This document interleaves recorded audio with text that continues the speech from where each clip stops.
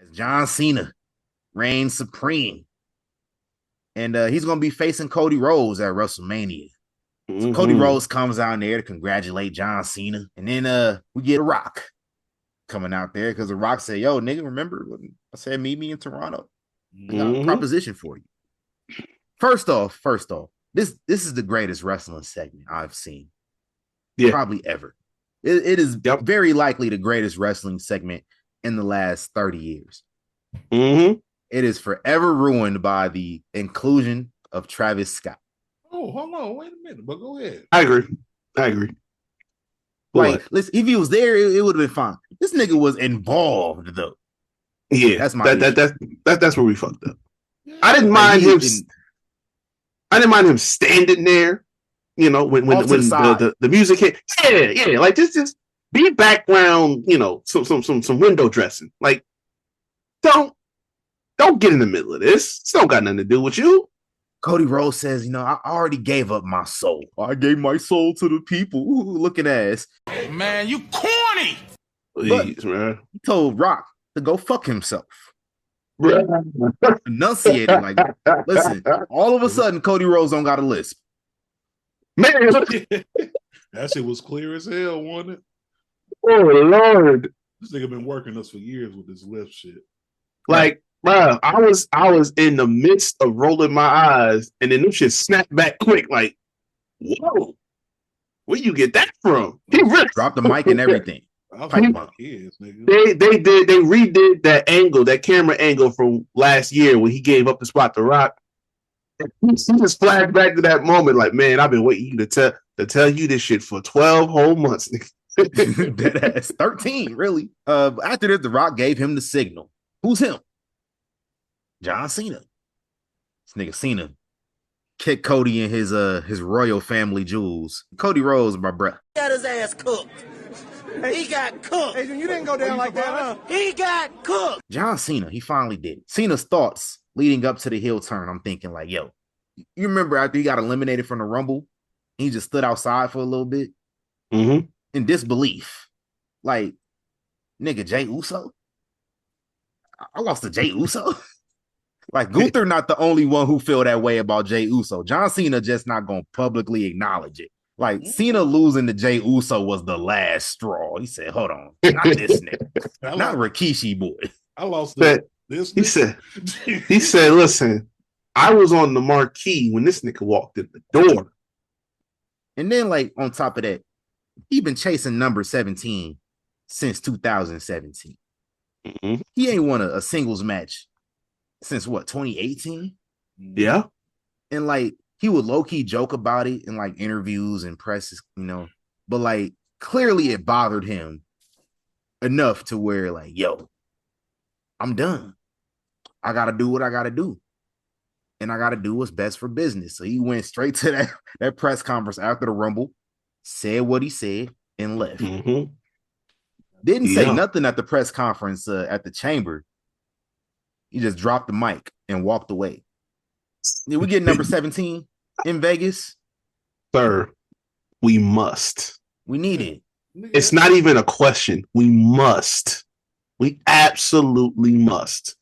Everybody that sit up there says like that's in shock. It's in disbelief. Like, I can't believe that Cena is John Cena. He can't be bad. He can't turn heel.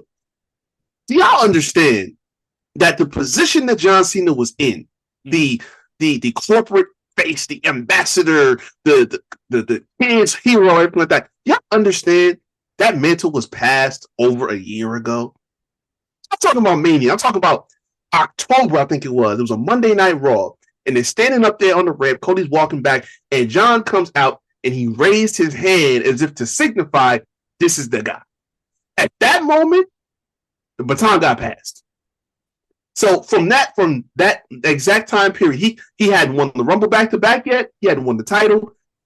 But that was when he was free and clear. He could have turned at any point in time. Because the kids that grew up watching John Cena in his heyday, they about 20 years old now. They can comprehend differences.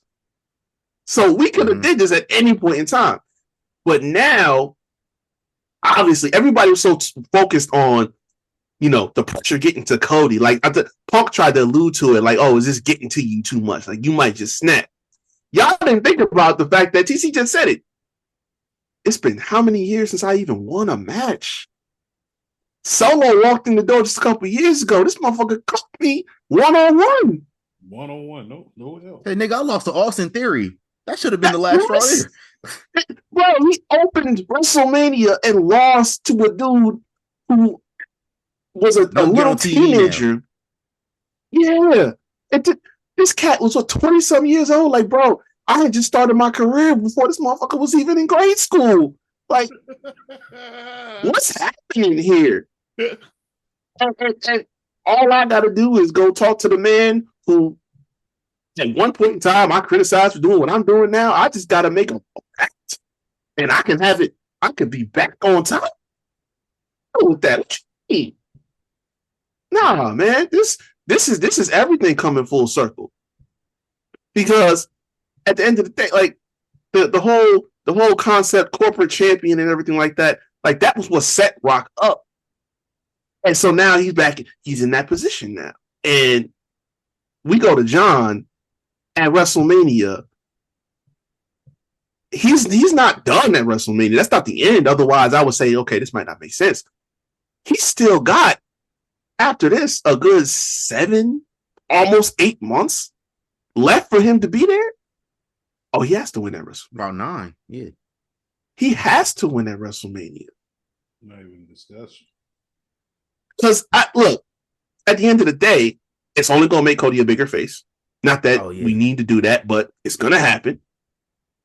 But also, it's like, how many times can we, at some point, there has to be a shift.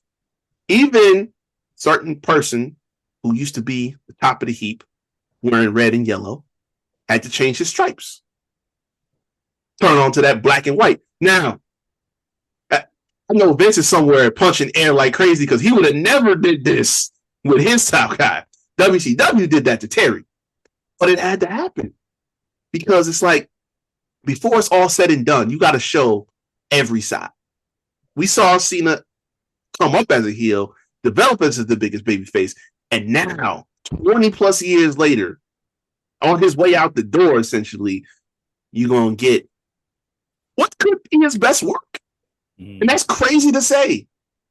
But you can't justify doing this if he does not win number 17 at WrestleMania to finish the job. How y'all feel about this 3-finger theory? Because he held up 2 fingers last night. He held up 3 fingers at Bad Blood. So we got more people coming into the fold with The Rock and John Cena? I think so. I don't think the shit stops with John Cena. You know, like The Rock said, just because the camera cuts doesn't mean the shit stop. Stop. So I think, here's my theory. This is just me. I could be fucking wrong. I think Stone Cold is going to get involved some type of way, right? Hey, and once I hear that glass break, boy, he's going to come out for Cody, right? Then The Rock is going to do like this, and then the Stone Cold. And what I think is we gonna have all the greats from that particular era somehow fuck Cody over. And then we'll finally get that Cody heel turn. Because he's tired of being fucked over by everybody, especially the greats, people that he trusts. What? You know what I'm saying? Maybe after Stone Cold, you get a JBL involved. Or if not a JBL, a DDP. DDP is like his man's man. You know what I'm saying? Hey, that's DDP my man over Cody. Be crazy. Oh my God! So you heard it here first. You heard it here first. That's my theory, and it's gonna go from this to this, and that's gonna be the whole entire Holy Trinity for The Rock. Because I don't see Roman getting involved on that level, far as turning on Cody. It ain't like the nigga's cool anyways. You know what I'm saying? Oh, no, sir. I got worried for a little bit, but we good. We have a clear path to Rock versus Roman. Mm-hmm. We absolutely do. There's no reason not to do it. I'm trying to tell you right now. Look, it will write itself. Rock and Roman can have night one, and we know Roman's going to go over. But there's no bigger way to get it back than to make sure that his guy wins the title on night two. That's the way to set this up. And truthfully, I know like there's all this talk about like it might be a triple threat, Roman's, Punk, and Seth. Y'all have to explain to me how it makes sense that people that have individual beef with each other are going to be in a three-way. And it's just not, it's not right. Roman and Seth got beef that goes back a decade. Mm-hmm. And Punk, apparently, him and Seth got something that go back further than that because Seth was like looking up to Punk. They got to have their own one-on-ones. We got just over a month to go. You could put a Saturday night's main event in here somewhere. Hopefully. Let Roman and Seth. Roman and Seth, you know, Seth, I don't think, has Seth beat Roman one-on-one on a televised match? Or has Roman beat Seth? I'm sorry. No, Roman has not pinned Seth at all, ever. He got his nut. We've been saying for how many years this man has been ducking Seth since the Rumble of 2022. You can have a Saturday night's main event headlined by this match, throw a stipulation on it, and if you want to add some seasoning, have Punk cost Seth that match. Take that streak, because Seth has had Roman's number, and then you send these two on the way to Mania, and Roman is free and clear to go right after Rock. But I don't want to hear that that's not possible. Set that shit up. And then at WrestleMania, John Cena gonna win the belt. And I'm gonna be celebrating the demise of Cody Rhodes. Unfortunately, it's gonna be over a year-long championship reign. But I'm gonna be celebrating. I'm gonna be in that bitch cheering. Come shoot at one of his pallbearers. Nigga, that was me. He said he ain't dead. I was carrying the heavy side, nigga. What's gonna be interesting is the John Cena building up to WrestleMania, because this nigga definitely pulled a Tommy move off of Power Rangers. Like when that nigga got possessed by Rita, fucking shit up. That's gonna be John Cena, man, all over SmackDown. He gonna be in the tour bus, fucking the tour bus up and shit. He may even see Pharaoh and just kick him, just do some heel type shit. You know what I'm saying? Like, give me Tommy from Power Rangers when he was evil Green Ranger and put that same hate into John Cena. Hey, boy, listen, we are on for a ride. Man. And I'm glad you said that. The next time Dwayne Johnson tells y'all to just enjoy the ride the Rock is taking y'all on, just shut the fuck up and buckle up. Because y'all, listen, I understand it was confusing for a second. But at the end of the day, I said, I'm going to let this play out. Because it's got to be something to it. And all this time, he had the chessboard out and was like, all right, cool. This is here. Raw on Netflix, we going here. Bad Blood, we going here. Listen, let that man lay it out so we can play it out. Because talk to him. If anybody would have told you back in October that this is where we was going to end up with nothing ahead of WrestleMania. That's all the PLEs. WrestleMania is next on the list. And to think that in October we would have been here at this point, dog, ain't no way. I used to pray for times like this. You know what's crazy though? We didn't talk about Travis Scott enough. This nigga. And he slapped the shit out of Cody. This too. nigga slapped the shit out of Cody. Like I listened to both versions, right? I watched it on Peacock and then I watched a fan's video. That shit echoes, so I know that motherfucking ear was ringing. Facts. My CTE acting up. Wait a minute for a moment. God damn, ain't nobody tell this nigga this is wrestling? Like, hey. you didn't know this was an all white party? Like I'm sure they be telling dudes like, hey, make sure if you gonna do it, you gotta lay it in. That's what they be saying. But like, goddamn, bro, like this shit that receipt gonna go crazy. Oh my god. Oh, he can't. You remember? Don't you open up that window? Oh, what the antidote? Hey, you put a crossroad on that nigga. I don't know. He can't release no more tough songs, nigga. You may have to just Ain't no way. Ain't no way. Hey, why Travis Scott look up Cody up and down like that? Like that's how Hey, niggas be looking at niggas in prison, bro. Come on. Yeah, like you $150 soaking wet. Like, why are you trying to size somebody up? From Cody dropping the F-bomb to Michael Cole cussing on commentary. Look, what type of shit is this? That is a prime example of what the man himself, DJ Paul, Triple H, told y'all right there in the, I forget what event it was in the presser, and talking about how, like, if you keep doing certain stuff, all this attitude era people that they want to get back to that waters shit, it down. Like if you keep doing certain stuff like a certain company does, it takes away the edge. Like it doesn't hit.